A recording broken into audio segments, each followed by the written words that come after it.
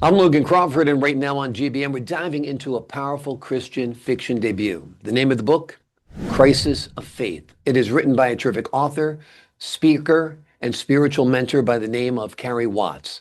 Her emotional novel centers on faith. She's a young, resilient woman who runs a safe house for survivors, guiding her newest resident, Hope, through the trauma of escaping a trafficker.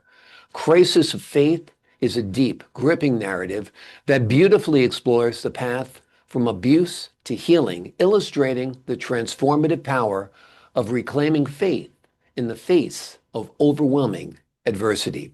We're delighted to have this very talented author join us here today. We thank the team at Atticus Publishing for helping us put her on TV today, and we ask viewers like you to support authors like her by subscribing to our channel and by purchasing her amazing book. The links are below this interview. Carrie, thank you so much for joining me here today. Thank you so much for having me. I'm glad to be here. Let's talk a little bit about the inspiration behind this book. It feels very real. Is it inspired by any real life episodes that you're aware of? Yes, the current events of today are obviously what motivated me to write this book. I feel like so many people are either ignoring what's really going on in the news or just it's easier to pass by it. And so I wanted to help young women to be more aware of what was going on. As a mother myself, I have three sons. And we are pioneers or pilgrims in this age of technology. And as I parented my own sons through having phones and computers, I honestly felt like I really didn't know what they were looking at. And Hmm. I felt like I had to be always looking at, checking on them and Yeah, seeing what they were looking at. And then, I was born in the 70s and we didn't have computers back then. We didn't have right, telephones back then. right. But sex abuse is nothing new. There's nothing new under the sun. Even King David's own daughter was sexually abused by his stepson, Hmm. and all the way through. And so we know that statistics will tell us that 1 in 3 women and 1 in 10 men are sexually abused as a child. And only 66% of people actually tell their story because A, they don't think anybody's going to believe them, or if they did tell someone, they just didn't know how to react. Yeah. And so I feel like it takes a lifetime for people to heal. I was one of those children, and I did go to counseling early in my adulthood. In my 20s, when I was in nursing school, I did embark on my own healing journey.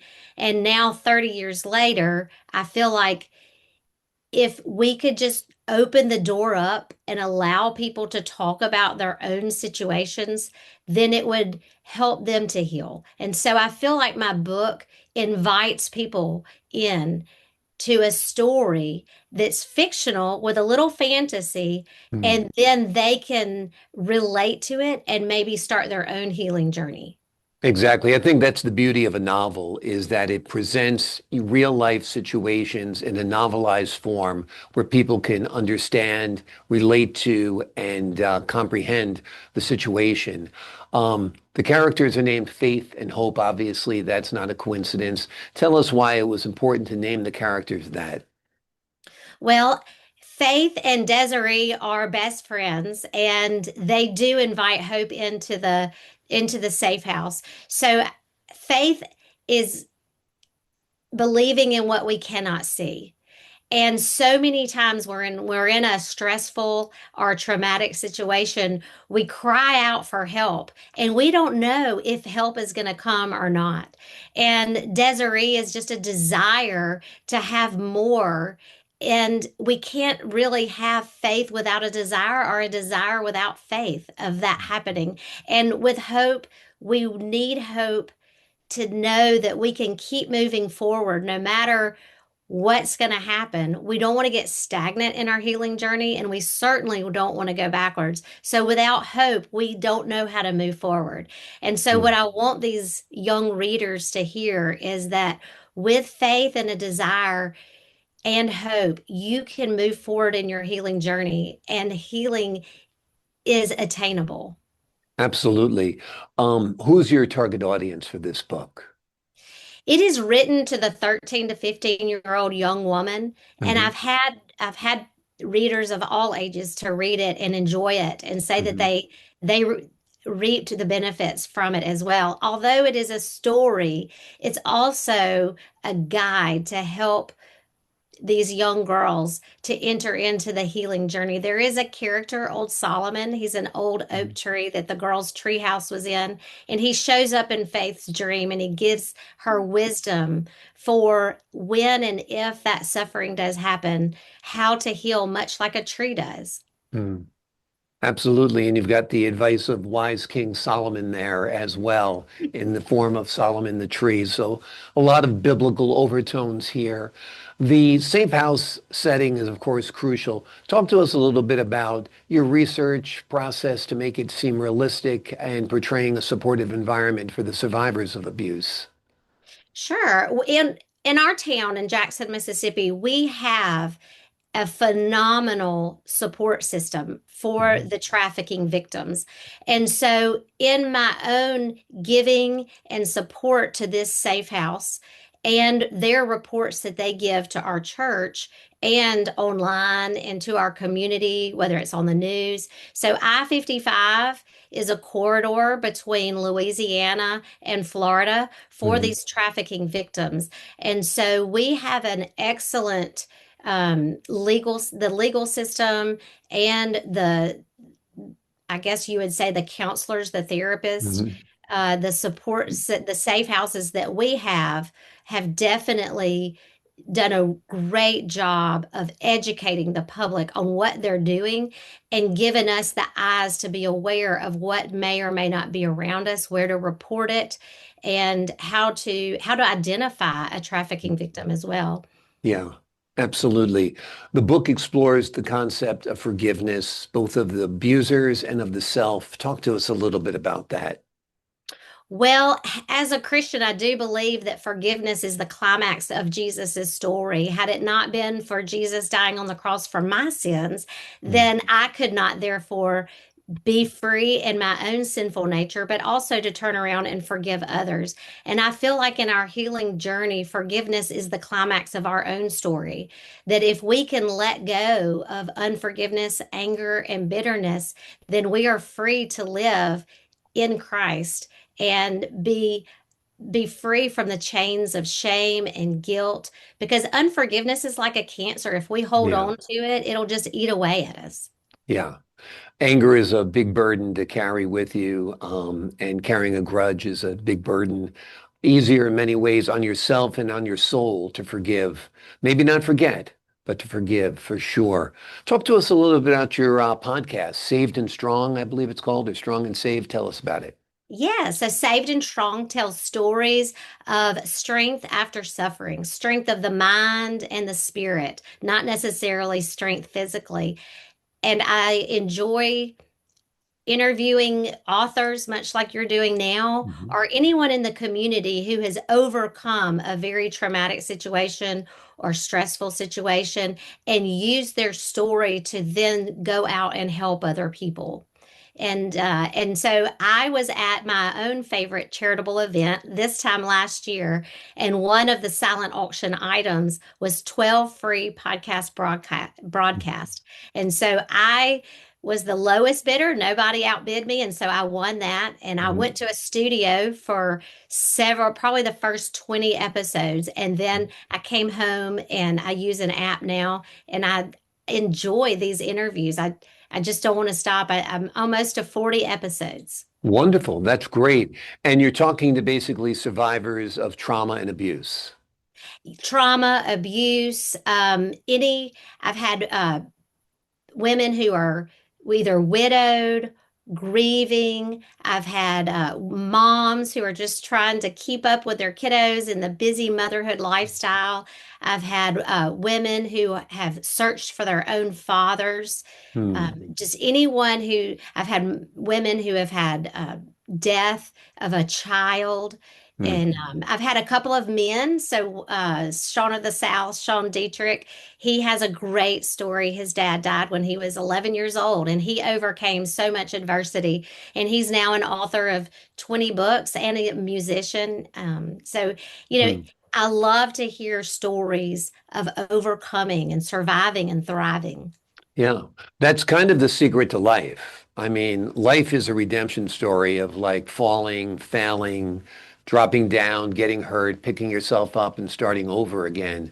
And unfortunately, it's not, hardships are something we're all going to have to bear at one point in our lives or another. So I think you're doing a great service there, helping people cope, sharing other stories so people know they're not alone. And I'd imagine there's a Christian overtone to it as well when it comes to faith and healing. Yes, Yeah. yes. Of course, and I always ask my guests, what has been the pivotal point in your faith journey, and how do you live out your faith day to day? I ask them what their favorite scripture is, if they're willing to share, and how the how community helps them to keep moving forward as well. You certainly need a support system when you're going through a hard time like that. Was this your first book? Tell us what it was like writing it. Tell us a little bit about your writing career. Yes, my degree is in nursing, but I've Hmm. always enjoyed writing copious notes, whether it be in church or in school, and that turned into journaling my prayers, journaling, just writing anytime I had a special event, either positive or just as a mom, it helped me to work through some of the issues of parenthood. But I started a blog about 10 years ago, and through that blog, I joined Hope Writers, which is an online writing group. And Hmm. Hope Writers became Hope Books, which is a publisher now. And I pitched my idea and they accepted it. And they like to invite in new authors because they know how difficult it is to get a book published. Hmm. And so as I pitched my idea, I didn't have a book written. And so I had to go and do a lot of research on how to write a book. And thank goodness for good editors that lead you and guide you and tell you, nope, go back and do it again and improve that. And Yeah. so it's quite a process, and I enjoyed every step of it. Yeah, it is a big process and it is enjoyable. It's kind of fun living in that imaginary world in your head while you're crafting your work. Have you envisioned Crisis of Faith as a film or a TV series or anything like that? I have. I would definitely love to see it on the screen. Not for my glory, but for God's glory. I would love to see the story play out on the screen, no doubt. And the next book, Hope Rising, is going to be just as exciting. And so I think it does lend itself to a series or of some kind. Yes. Absolutely. I didn't realize this book was part of a series already, which is great. Tell us a little bit about Hope Rising. Sure. So Hope, that's running from her trafficker in Crisis of Faith, Mhm. is going to find out in the first chapter that she's pregnant.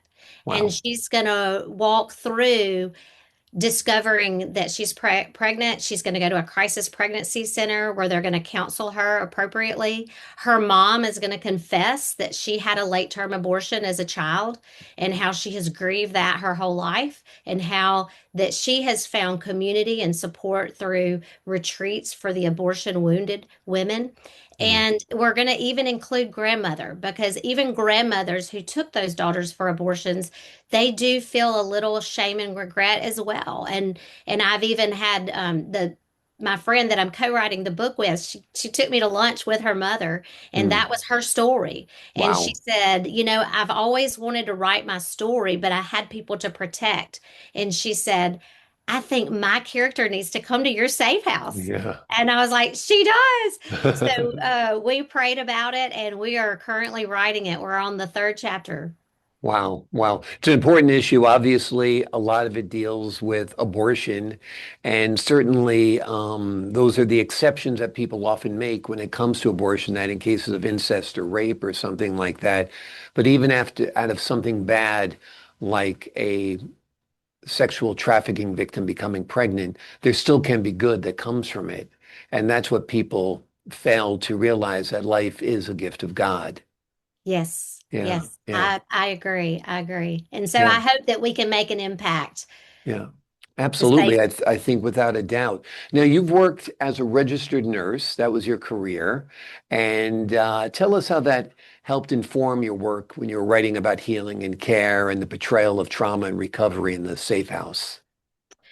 I went to Mississippi College, which is a Christian nursing school, and Hmm. they taught us not only to take care of the patient physically and mentally, emotionally, but also spiritually. They encouraged us to pray with our patients. And so as I found a job at a hospital. I worked at the Baptist Hospital in Jackson. It was a Christian hospital, so they encouraged that as well.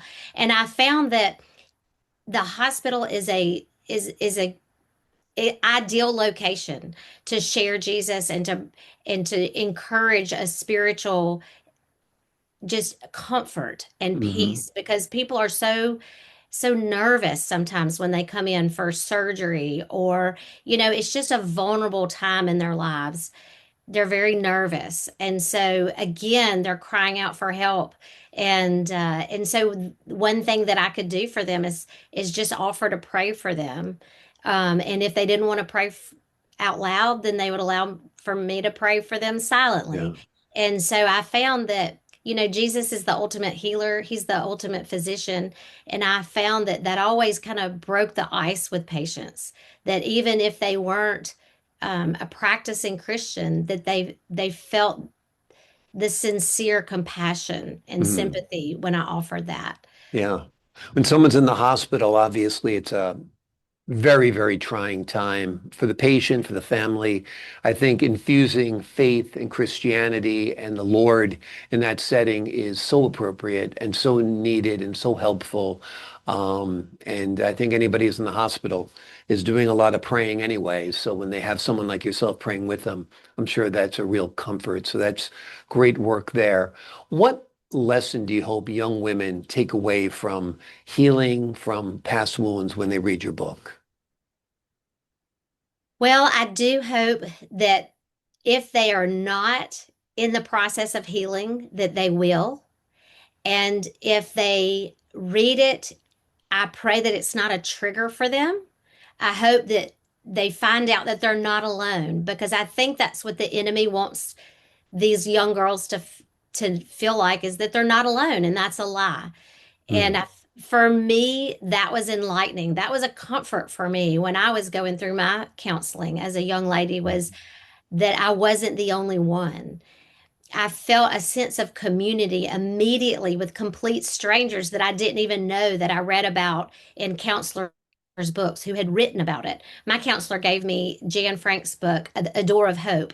And in mm. that book, it's just chapter after chapter after chapter of women who are healing from their own trauma as a child. And I felt like I was in this family of women that I didn't even know, because all of a sudden I wasn't alone. And so I think that when we find out that there's other people like us, it just lifts the burden of shame and guilt that otherwise we would just carry around the rest of our lives. Yeah, absolutely. I feel that once people realize that they're not alone, that other people have gone through this, survived this, and that there's no shame. I mean, that's the thing. A lot of people blame themselves for what has been perpetrated on them.